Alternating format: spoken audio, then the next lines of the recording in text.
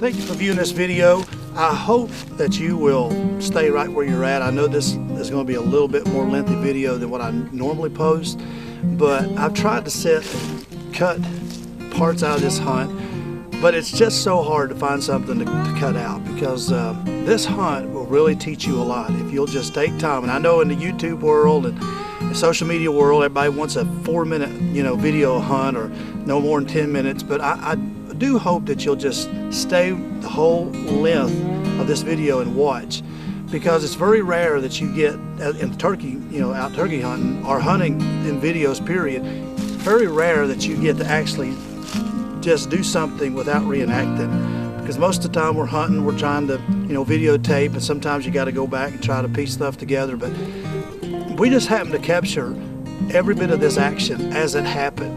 You're going to see in this video how to kill a strut zone gobbler in the mountains of Tennessee. I mean, this is a great hunt. So if you'll pay close attention, I call what's going to happen. I pretty much told the guys that was with me how we were going to kill this turkey, and we got up there and it happened. But if you'll watch what unfolds, you'll be able to do the same thing. Let's go hunting.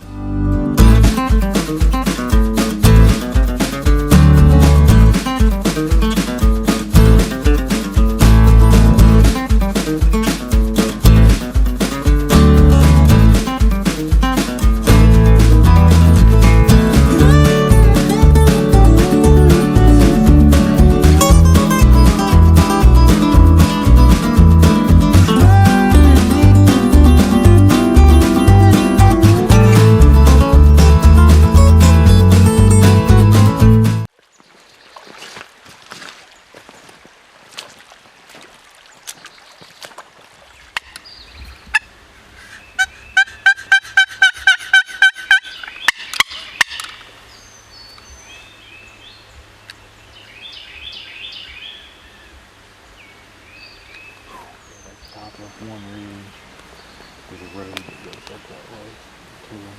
There's two ridges up there, there's a ridge up there. Then there's a big ridge over there, and then the cattle runs.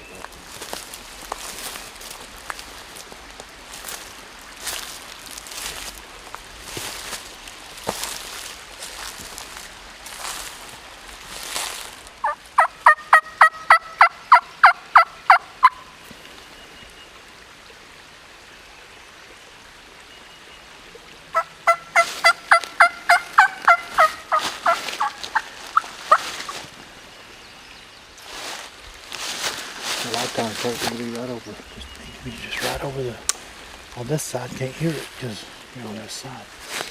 Yeah. Sometimes if they can barely hear it, they won't gobble until you get almost right on top of them. This is a hole, that's for sure. It's a hole. It's a hole. A hole in the bottom of it. See? The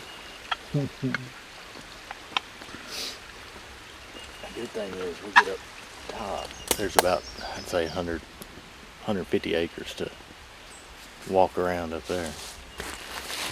But getting there is the problem. I've been going away from Virginia too long.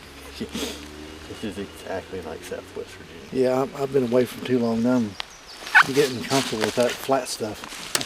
This is reminding me when I was 20, not 43. I can do it, I'm 42. When I was 40, when I was 20, I could run up these things and walk.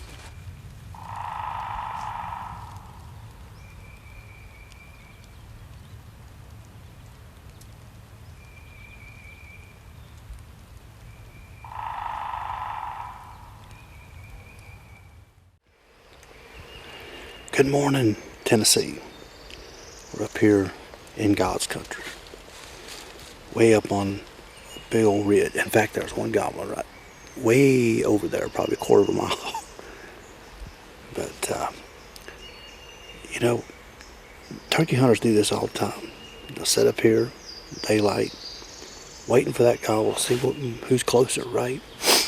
And if you don't hear nothing early, and let's say that turkey over there's, gobbling, he's a quarter mile away. Now we can go on the back side of this, but instead of rushing all the way over in the prime time where they're still in the trees, and a lot of guys just run over there. But if you got access to move a lot on the property, we're hunting about 300 acres here, so we got access to where that turkey's gobbling. A lot of times if you just wait, just be patient, work the area you're in, at about 9 o'clock, 9:30ish, go back in there, even if he's not gobbling, 9:30. Then you can maybe get in a vehicle, drive back around to where you heard that turkey earlier. And a lot of times turkeys up in the day, mid-morning will start gobbling. And boy, and there's one right there. So we're going after that. Yeah.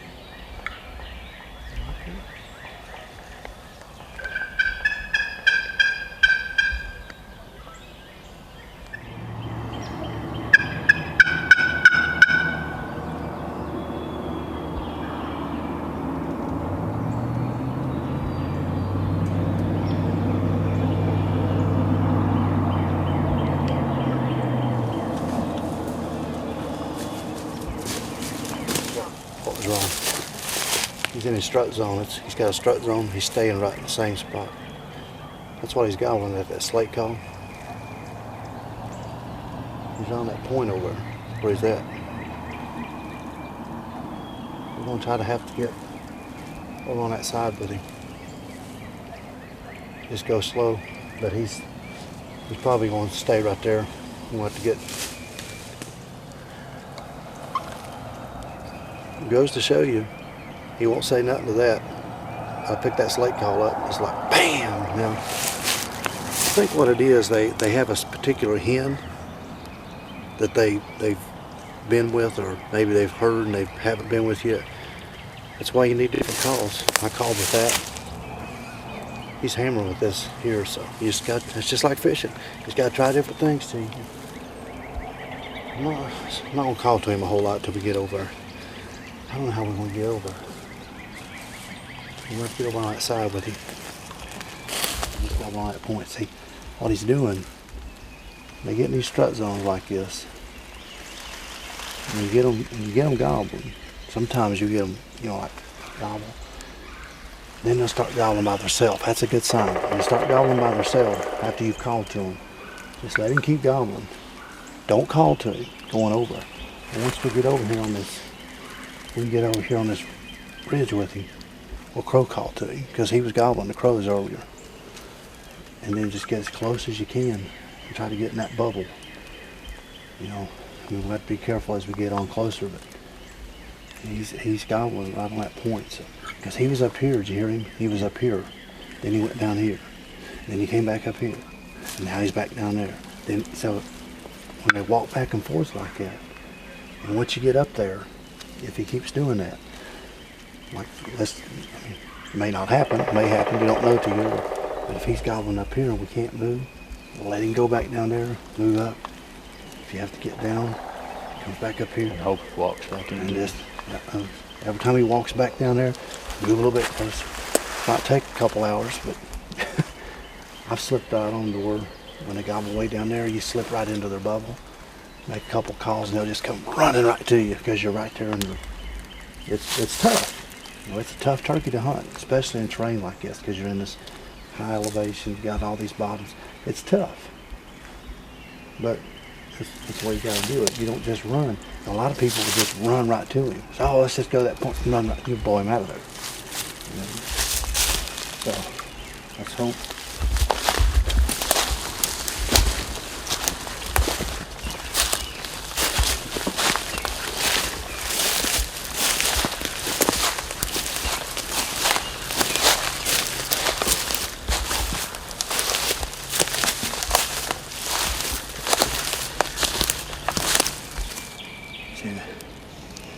It don't take a long fly across the valley. If she wants to play, if she wants to do something.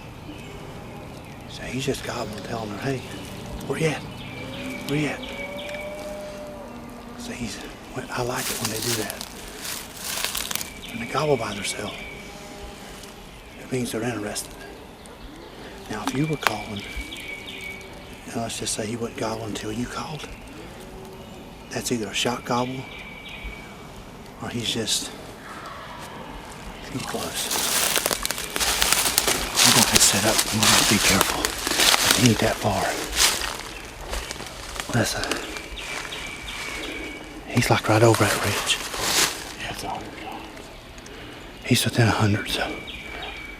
I'd say y'all sit right up there. I'm lying back. I'm going to have to, look. I want y'all to Yeah, you're going to sit back here. Yeah, I'm going to sit here. God, man, he's close. Let's see, when he walks back, let him go back.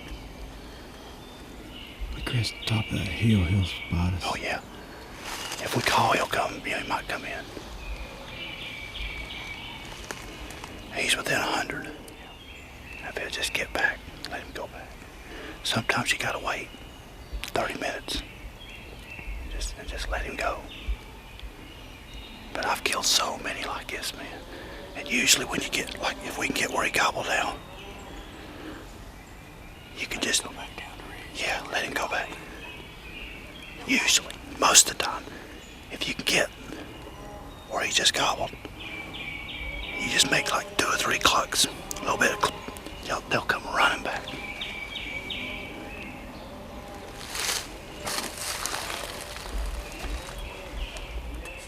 He might be a stubborn 2-year-old, but I doubt it. I'd say this will have. I'd say he's a big 3 or 4-year-old, maybe 5. That's what these old ones do. They got a bubble. You just got to get in it.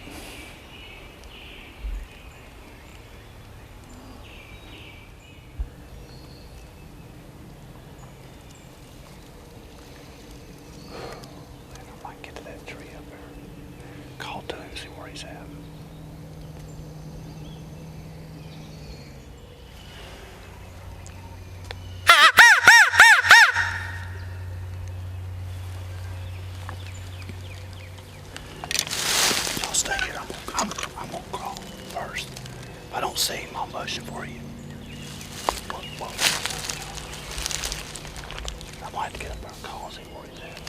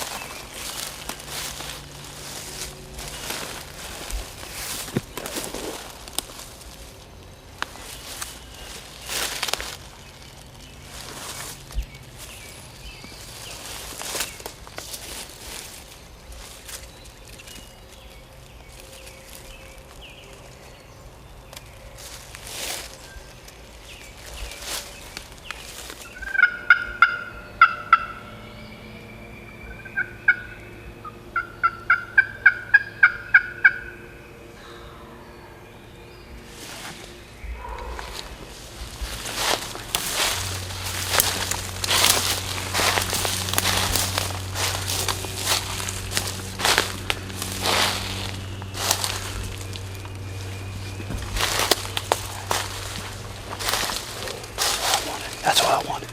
He's down in there. He'll come back up here.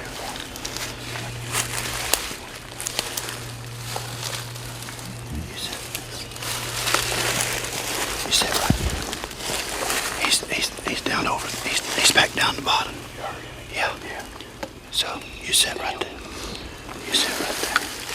You sit back there. I'm gonna sit. He'll probably come back pretty quick. So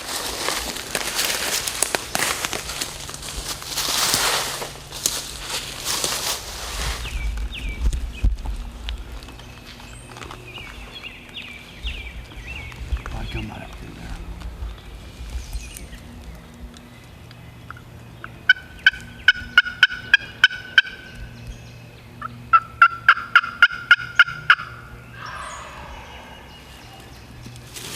Well, he come back fast. He'll come right down that way. So be still. Man, he come in fast.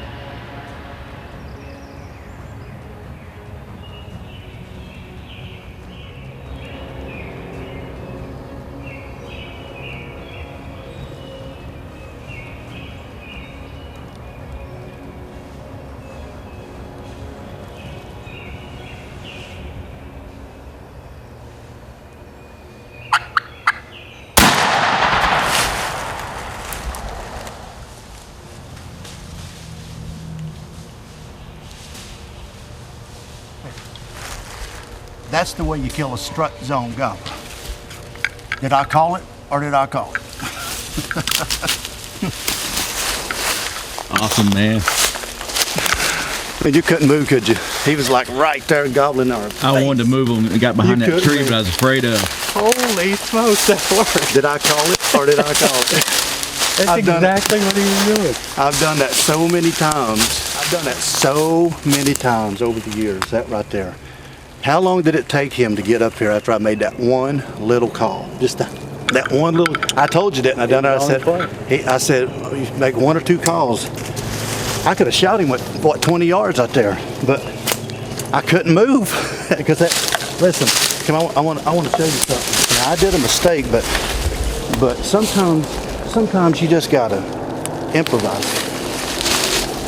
Actually, I did a video on this once. You don't ever want to set up where your gun has an obstacle like that, because see, I couldn't move.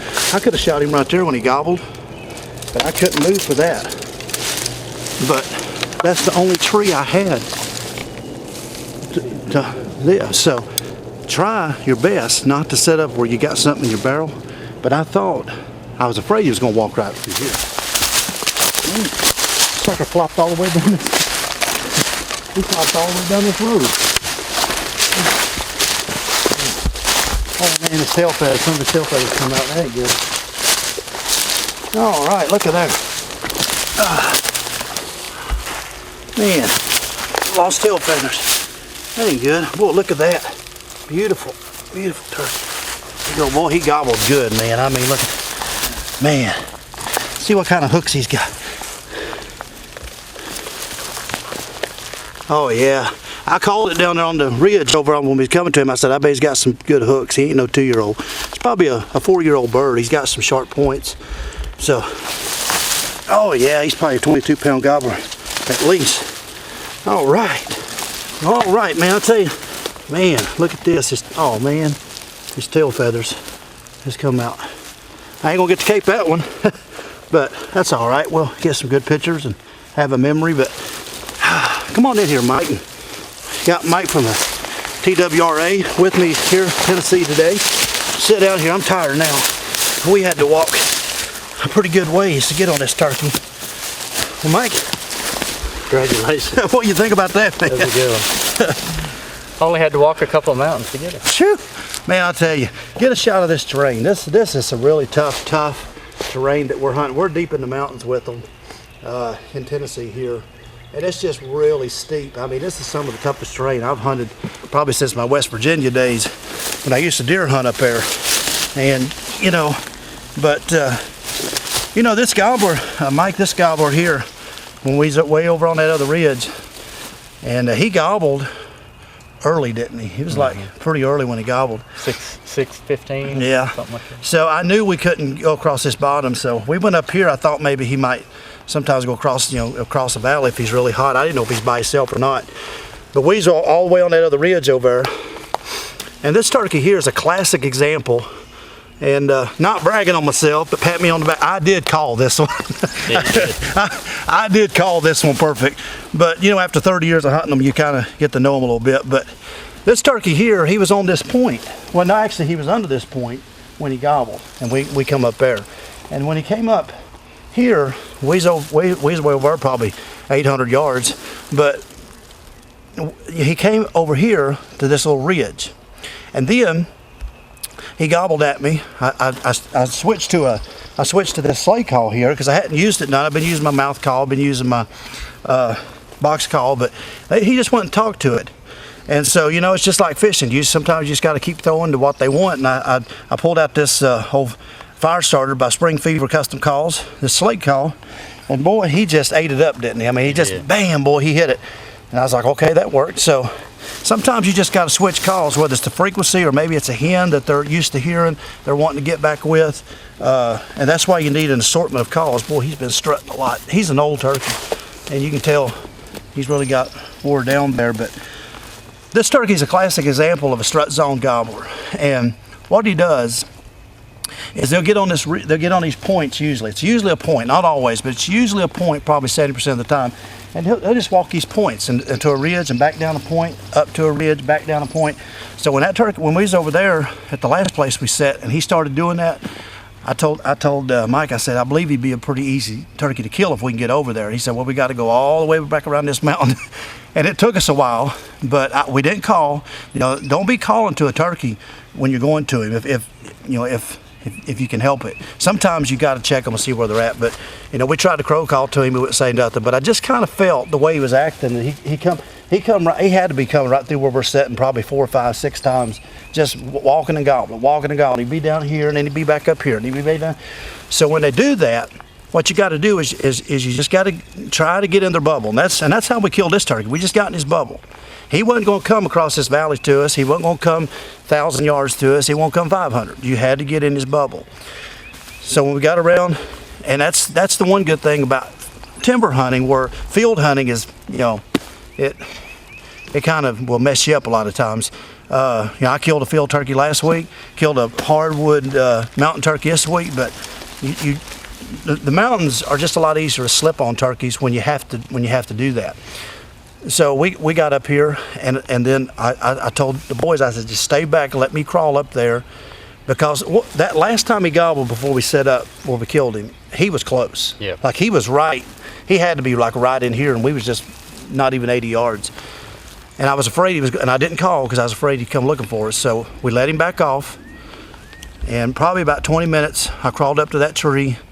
20 minutes later, I thought, okay, well, I was sitting there thinking, well, he's had time And sure enough, just a cluck and a little old yelp on that slate call, and he gobbled way down here under this hill. So we got up here to this tree, and I told the cameraman, I said, he's gonna come in fast if he comes at all. And sure enough, man, I mean, it was just like, I know I couldn't have made like, and this is pretty much all I did. You don't have to call out when you're in these strut zones. Just let him know you're there, and pretty much all I did was,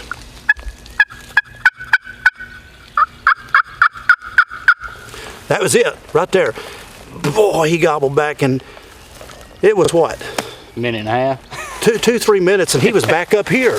Yeah. And when he gobbled up here, I said, oh, okay. I told, I said, and I know the camera was on me, but you can't move when they're that close, because he was 20 yards. I mean, Jason, wasn't he? He was like 20 yards when we first saw him, so he couldn't move the camera. So, but if I'd have moved, he'd have been gone. Yeah, he'd have been gone. So Gobbled right on the camera, didn't he? yeah, he gobbled. It's just perfect, and he gobbled like right in our face. I mean, that was great to be strutting.